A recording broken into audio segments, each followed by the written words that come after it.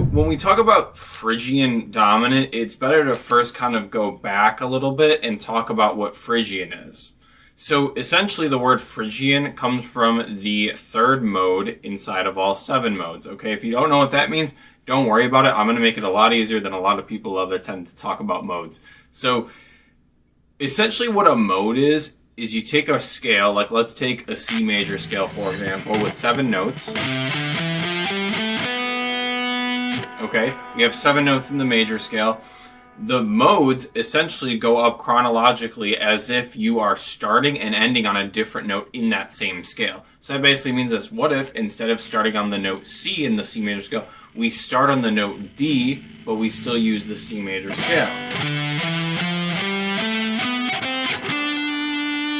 That's called Dorian. That would be the Dorian mode. Okay, so that means that the next one, Phrygian, would be starting on the note E. Before we move on, obviously, if you're new here, please subscribe. You're going to get a lot of awesome free content out of this.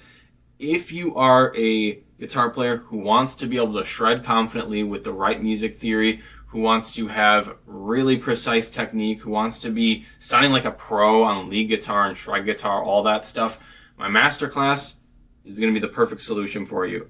My masterclass has been designed for a few years now over heavy technique, heavy music theory, and heavy fretboard knowledge. And the way that we do that is we have a curriculum that takes you through all the most important and essential techniques, music theory that's based off of classical concepts of music theory, as well as fretboard knowledge. We use the 12-month practice plan that I'm always talking about here, so every single month you get new backing tracks with new keys.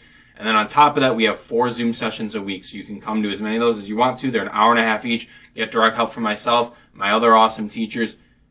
It's the best decision that you'll ever make. Book a call below. It's totally free too, so I'll show you everything about the class, everything about the curriculum, how much it costs, and I'll obviously make sure that you actually like it before you sign up. So see you there. E.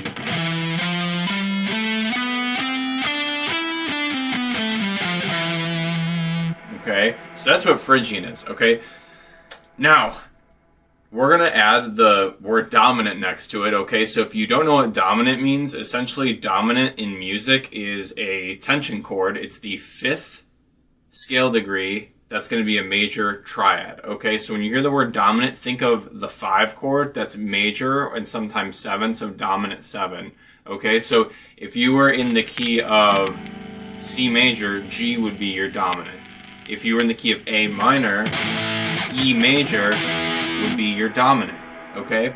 So if this is kind of understood, we can take this to the actual scale itself. So Phrygian is the 3rd mode in major, but if you think a little bit, like we've talked about on this channel, but if you don't know what I'm getting at, the relative minor of C major is A minor, because back 3 frets, right? So if you understand that and you're still with me, okay? Think about it like this. If A minor scale looks like this, it's the same notes as C major or E Phrygian, right? It's the same. It's all the same notes. Those are what modes are. What if we use harmonic minor for A?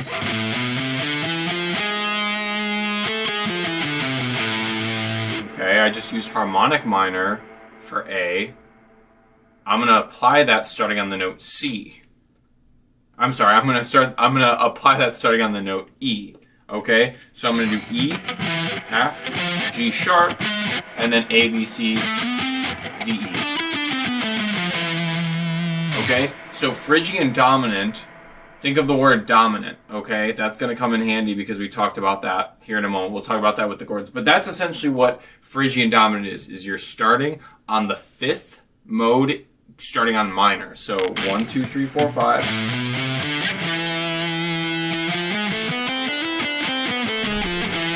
Just like that. Okay? So if you're following me here, all we're doing is we're starting on the 5th mode of a harmonic minor scale, essentially. So think of A harmonic minor, start on the note E. That's, in my opinion, the easiest way to think of it. Okay? So if this is kind of getting understood, let's go into the actual position on the guitar. So with this mode, okay, I prefer to use 3-note per string for as many scales as humanly possible. Obviously, 3-note per string doesn't work for every single scale, but for the vast majority of them, you can figure something out. So I'll show you my positioning, and we'll see what we can do here. So You're going to start on the 12th fret of the low E string, and we're going to do this kind of this big shape here of E, F to G sharp, which is 12, 13, and then it's 16. Okay. Then we're going to do a simple, right there, we're going to do on the A string and the D string, we're going to do 12, 14, 15, so a simple minor look. And then right here, we need that G sharp. Okay, so 13, 14, and then 16, and then 13, 15, 17, and then on the high, you're going to do the 13, 16, and 17.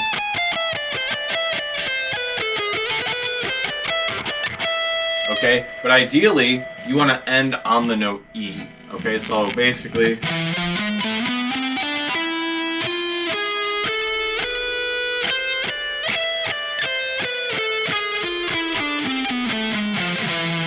okay, because that's where you started, so that's where you should end, right? If you want to make it sound like an actual scale. Because if you don't and you end up ending on A, it's just going to sound like you're using the standard harmonic minor. Okay, and we're not trying to do that right now.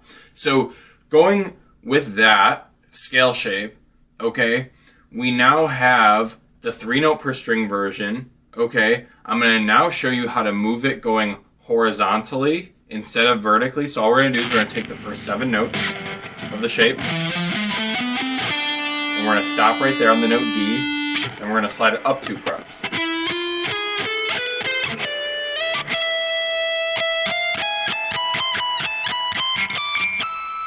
And there you go.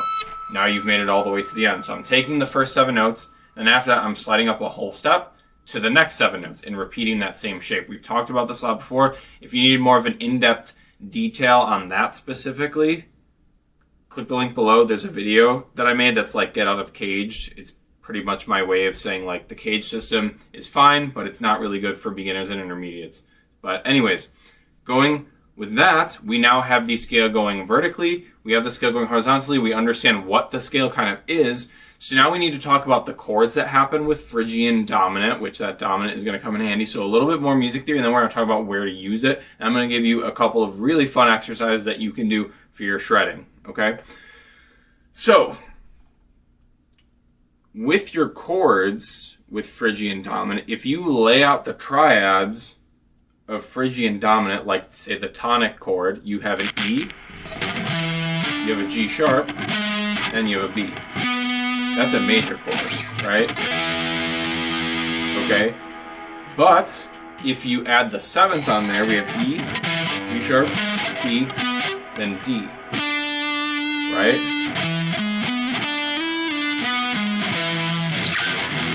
Dominant 7 shape. Phrygian dominant. You starting to understand what I was saying earlier? That's exactly what we need here. Phrygian dominant. Phrygian dominant, okay? The 1 chord is a dominant 7th chord. Or, if you want to get really spicy, you can make it a dominant 7 flat too, because technically you have E, G sharp, B, D, and then you can add the F on top of there. So you have E, G sharp, B, D, E, F.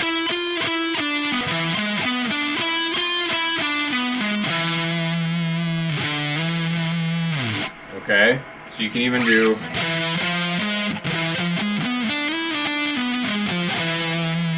okay, and when you play that chord up here, you can basically make the same shape that you do of the 7. Of the dominant 7, but you're going to add these 2 spaces right here. So you're going to add the F with your ring finger, then the pinky gets the note D. So you have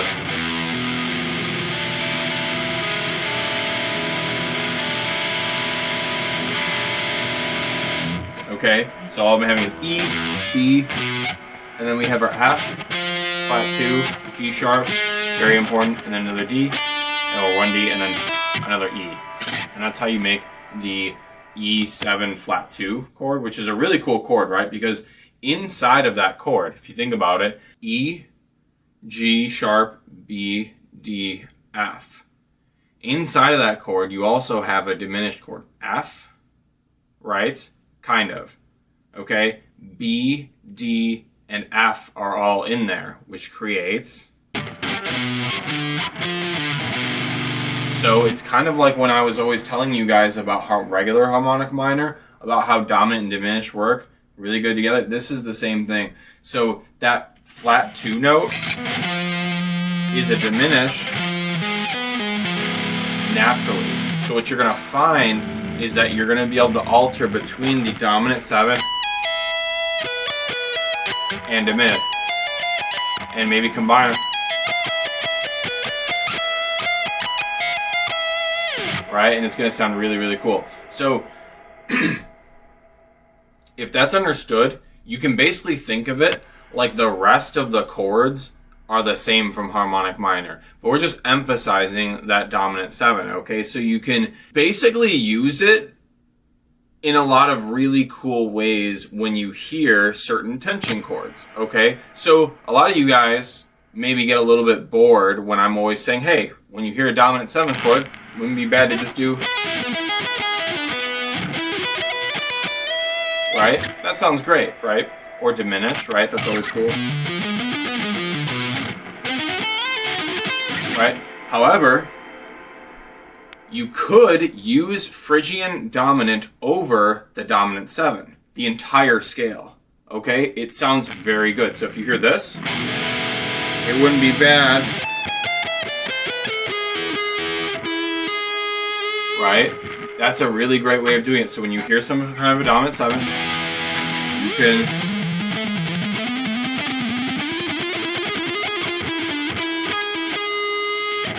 So those are some really cool things that you can do. So now we're going to go over some quick exercises about Phrygian dominant that I really like. So the first exercise that we're going to do is going to be probably the easiest one of the bunch. Is we're just going to do a simple group of 6 with that scale shape that we did at the very beginning, which is just going to be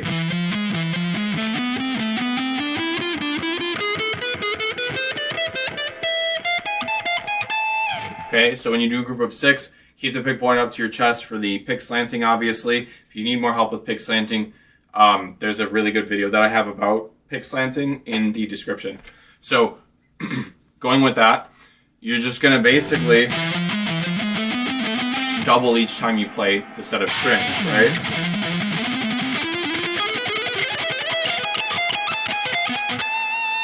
Okay, it's going to be really, really fun. Okay, you can obviously do that going backwards too. Okay, the second exercise that I want to show you is going to be a group of 5 going backwards with the same exact scale shape. So this one's a little bit harder, so if you don't know about odd pick slanting groupings, I would maybe skip this one. But we're basically going to do this. We're going to go backwards, starting on the high 17, 15 to 13, and then do, 17, 16, 13. And then do 16, 13 again.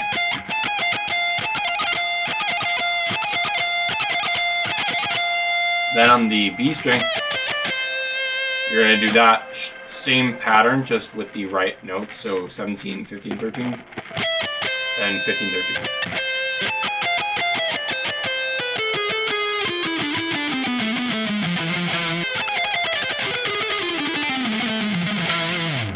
Any tension chord, you can almost think of this as I don't want to say a replacement, but it's just another fun thing to use when you hear dominant, okay? Now, if you want to make your life really easy, you can also just straight up use it. If you're in the key of A minor and you don't want to do regular harmonic minor,